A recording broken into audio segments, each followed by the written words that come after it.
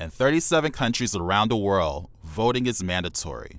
Some countries impose fines if an eligible voter does not show up at the polls.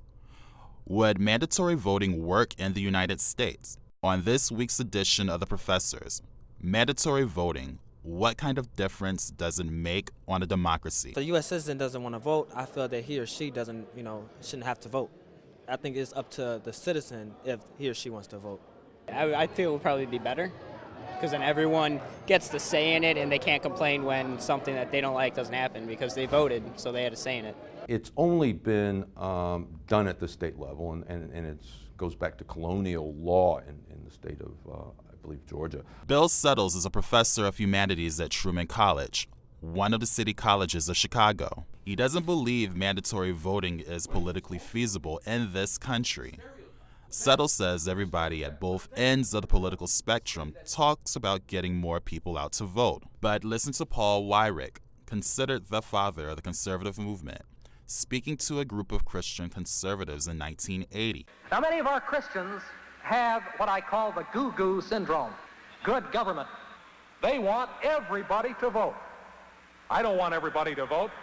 Elections are not won by a majority of people. They never have been from the beginning of our country, and they are not now. As a matter of fact, our leverage in the elections, quite candidly, goes up as the voting populace goes down. Settles says those in power don't want to make it easier for people to vote. I don't know how we could, in good conscience, demand that people vote, leaving things as they are now.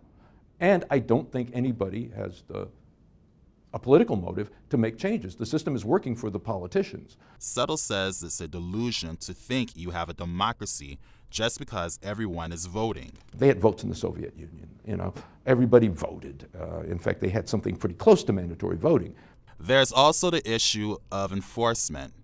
An entire government agency would have to be created to keep track of who did or did not vote. Voting is a right. Mandatory voting would make it an obligation. I would be dead set against it. I think that, the Constitution gives it to us as a right. It's more like a privilege instead of a mandated option, a mandated thing. In some countries they have to do that because the turnout rate is either forced or not forced, but in this country we have the great ability of being free. So I think if it was to be mandatory, I think that would not be a good thing. If you don't want to vote to anyone, what would be the point of going there and just leaving it blank or just put it like none of the above? It doesn't make sense to me. Reporting for the Professors on WYCC TV, I'm Al Southers.